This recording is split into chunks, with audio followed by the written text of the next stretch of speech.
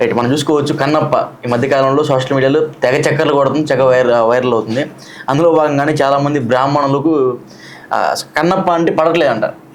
బ్రాహ్మణుల శాపం కన్నప్పకి తగులుతుంది, అదేవిధంగా మంచి ఫ్యామిలీకి తగులుతుందని బయట ఒక టాక్ నడుస్తుంది. అసలు ఏం జరుగుతుంది, ఎందుకు బ్రాహ్మణులు కన్నప్ప సినిమా మీద నెగిటివ్గా ఎందుకు వెళ్తున్నారు ముందుకు, మీ మాట? ఇంతకుముందు ఈ మధ్యకాలంలో 2-3 గ్లిమ్స్ ట్రైలర్ రిలీజ్ చేసినప్పుడు అందులో 2 క్యారెక్టర్లు వీళ్ళు రివీల్ చేశారు.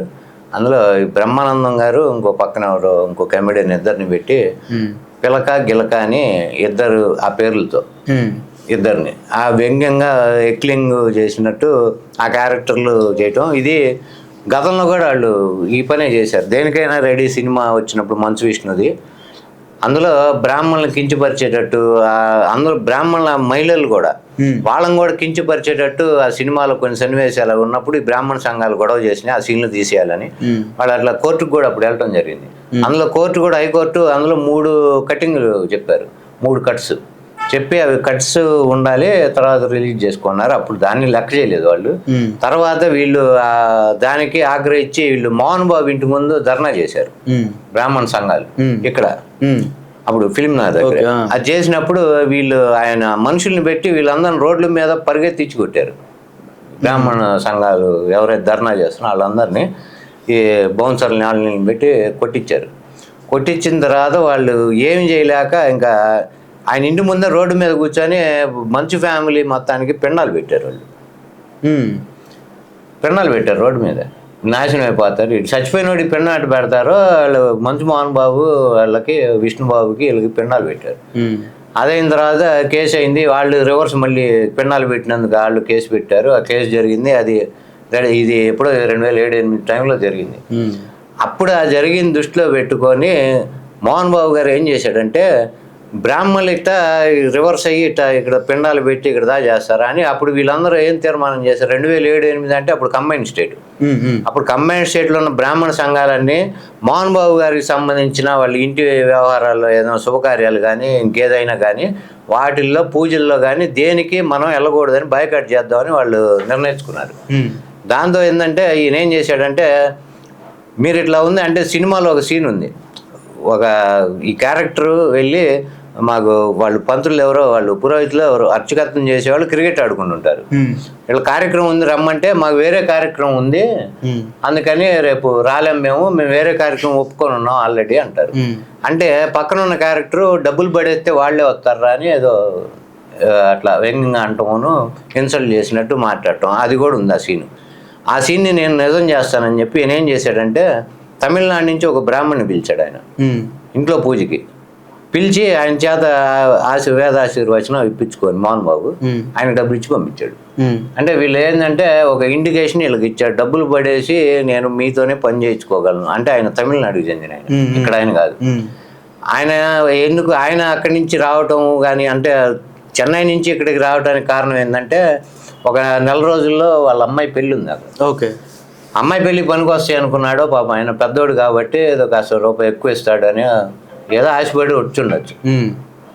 ఆ సందర్భంలో ఆయన వచ్చాడు, పూజ చేసి వెళ్తే ఆ కాబోయే అల్లుడు ఈ విషయం తెలిసిన తర్వాత మనకి ఏపీలో, అప్పుడు ఏపీ అంటే కంబైన్ ఏపీలో బ్రాహ్మణ సంఘాలు ఇవన్నీ ఆ మోహన్ బాబుని బాయ్కాట్ చేసి వాళ్ళని అవమానించాడు తీవ్రంగా. ఆయన బ్రాహ్మణుల్ని వాళ్ళు బాయ్కాట్ చేశారు ఆయన్ని. అట్లాంటి వ్యక్తి ఇంటికి నువ్వు వెళ్ళి పూజ చేసి వస్తావా, నీలాంటి వాడు కూతురు నేను చేసుకొని అని ఆయన మ్యారేజ్ క్యాన్సిల్ చేసుకున్నాడు.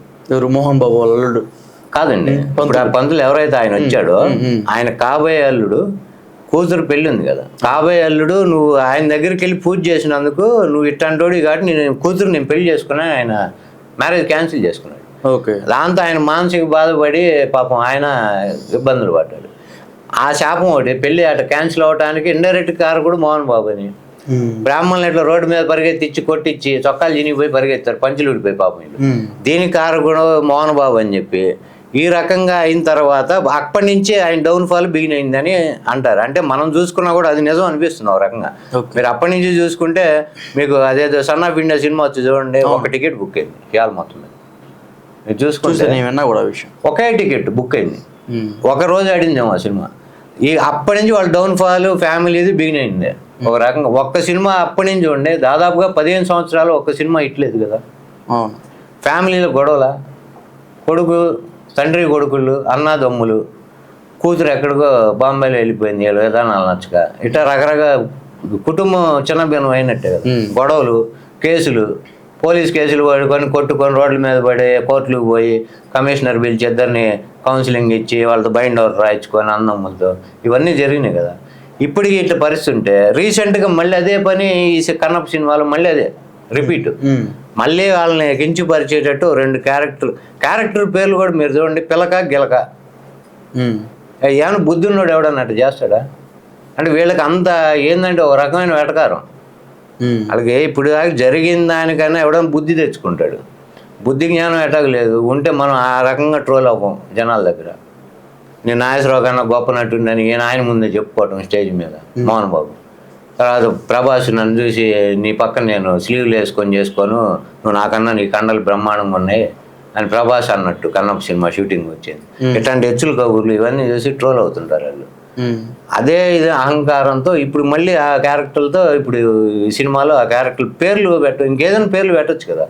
ఫస్ట్ పేర్లతోనే వాళ్ళు ఐడెంటిఫై చేయటం, మేము మిమ్మల్ని గొడవ చేస్తున్నాము, మీరు మమ్మల్ని ఏం బీగుతారు అన్నట్టు వాళ్ళ ఉద్దేశం అట్లానే ఉంది. మరి అంటే చాలా మంది ఏమన్నారు దీనికి ఏంటంటే ఇంకోటి కన్నప్ప సినిమా గురించి ఏమంటున్నారంటే ఇది ఒక సీరియల్ లాగా ఉంది అని ఎవరు అంటున్నారు. సోషల్ మీడియా నేను చూడడం కామెంట్ కూడా చదవడం జరిగింది. సీరియల్ సెటప్ లాగా ఉంది అని చెప్తున్నారు. దానికి ఏమంటారు? సీరియల్ సెటప్ కూడా కానీ అసలు ఫస్ట్ మీకు గెటప్ చూస్తే క్యారెక్టరైజేషన్కి ప్రతి క్యారెక్టరైజేషన్కి ఒక గెటప్ ఉంటుంది. మీకు ఆయన గెటప్ చూసారు అంటే చంబల్లోయలో బందిపోటు గెటప్. అది చంబల్లోయలో బందిపోట్లు ఉండేవాళ్ళు. ఓకే, ఆ బందిపోట్లు గెటప్ లాగా ఉంది. కానీ ఆయన ఒక కన్నప్ప, ఆయన అసలు పేరు తిన్నడు, సరే కన్ను ఇచ్చాడు కాబట్టి కన్నప్ప అంటారు కానీ శివుడికి కాళహస్తిలో ఆ గిరిజన యువకుడి గెటప్ ఉండాలి. మీరు విష్ణుబాబు చూడండి గెటప్, ఏదో చమ్మల్లోనే ఆవిడ బందిపోటు దొంగ గెటప్ వేసుకొని అట్లా అంటే క్యారెక్టర్లే మార్చేసి లేని స్టోరీలు తీసుకొచ్చి ఒక అమాయకుడైన గిరిజన యువకుడు ఆ అడవిలో కనబడిన ఒక శివలింగాన్ని చూసి, అంతకుముందు దేవుడు భక్తి కానీ ఏమీ లేవు అతనికి, ఆటవికుడు. తర్వాత అతనికి ఎందుకో ఏదో ఒక రకమైన భక్తి కలిగి అక్కడ శివుని సేవించుకున్నాడు. ఇదే టోటల్గా చెప్పాలంటే. దీనికి ఏందో బందిపోటు దొంగ వేషాలు, ఇంకా రకరకాల వేషాలు, ఏదో స్టోరీ ఈయనకి ఏంటంటే కల్లో శివుడు కనబడేది నా సినిమా తీయమని ఈయన్ని అడిగాడు. ఇంకెవడు తీసే మగవాడు లేడు. ప్లస్ శివుడికి కూడా అంత కర్మ ఎందుకు పట్టింది నాకు అర్థం కాలేదు ఇంతవరకు. నా స్టోరీని నువ్వు ప్రొజెక్ట్ చేసి జనాలకి చెప్పు, నా గురించి తెలియజేయని చెప్పాడని చెప్పుకుంటారు చూసారా. ఈ పబ్లిసిటీ ప్రాపగాండా మీద పిచ్చుని నోటు చేసుకుంటారు. అట్లా శివుడికి ఏం పను, నా గురించి నువ్వు పబ్లిసిటీ చెయ్యి, సినిమా తీసి నా గురించి అని ఎందుకు చెప్పుకుంటాడు? ఇది ఒక వింటే అట్ట ఉంది ఎవరికన్నా. ఇట్లాంటివి చెప్పి ఇట్లాంటి సినిమాలు తీసి జనాల మీద రుద్ది ఇట్లా కించుపరిచేటట్టు ఒకళ్ళని, అది ఏం అవసరం? నీ సినిమా నువ్వు తీసుకోవాలని ఎందుకు కించుపరచాలి? గతంలో ఆయన అనుభవాలు సరిపోలేదా? ఇప్పుడు ఫ్యామిలీ నీ పరిస్థితి ఏంది? సినిమాలన్నీ ఫ్లాప్లే, ఒక హిట్ లేదు. పుష్కర కాలం దాటింది హిట్ కొట్టి.